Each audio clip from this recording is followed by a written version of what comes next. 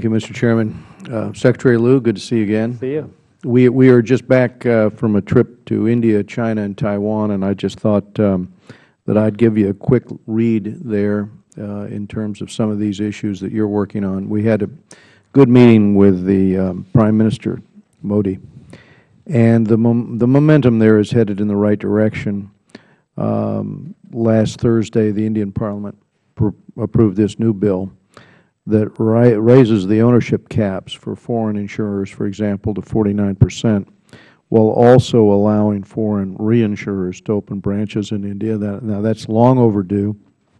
It's definitely good news. In China, the news is a little more ambiguous, and it was clear from our visit to Shanghai that American businesses continue to expand in China, just as China, you can read the headlines here, have that appetite for investment in real estate, and even tech companies like Lyft and Snapchat. That continues to rise. But U.S. firms continue to compete on an unlevel playing field in China with very, very serious limits on ownership and ownership there. The regulatory pressures are significant. China recently introduced this bank technology rules and draft counterterrorism law. I know they say it's on hold, but they say it's scheduled in due time. So I need to ask you about that. It's definitely a move in the wrong direction. It would force U.S. firms to use domestic Chinese technology vendors, as you know. Yep. It would limit cross-border data flows. It would expropriate intellectual property as a result of this law. And you'd have a lot less access for U.S. firms. One of the other troubling aspects of it is it would require our technology firms, especially financial services, to hand over encryption keys, the passcodes that help protect data, and it would install those security backdoors in their systems to give Chinese authorities surveillance access. So this is a new challenge.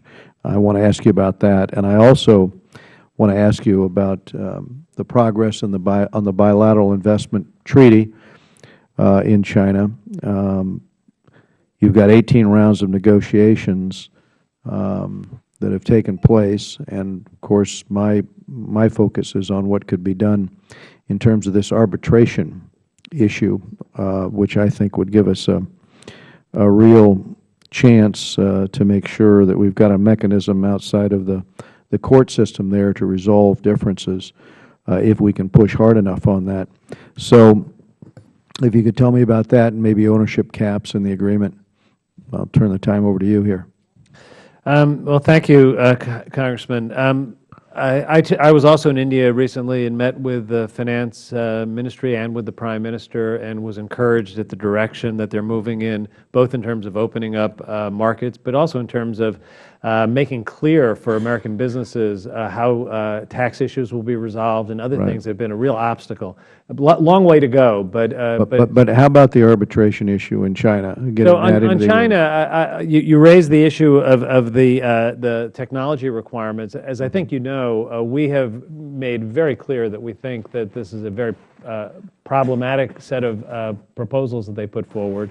I, together with the Secretary of State and the U.S. Trade Representative, wrote to the Chinese leadership to make clear that we thought that they needed to stop that from taking effect.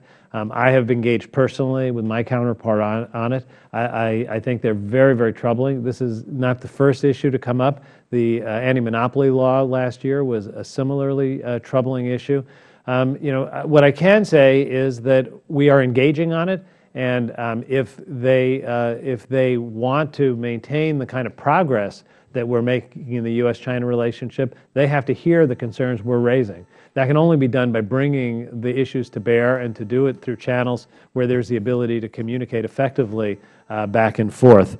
On the BIT, they are, in a matter of days, I think, or certainly in a matter of weeks, supposed to be providing the first major documentation, which will be their so-called negative list, the businesses that will be closed. I'm familiar with that, but I'd like to just get back with arbitration. Yeah.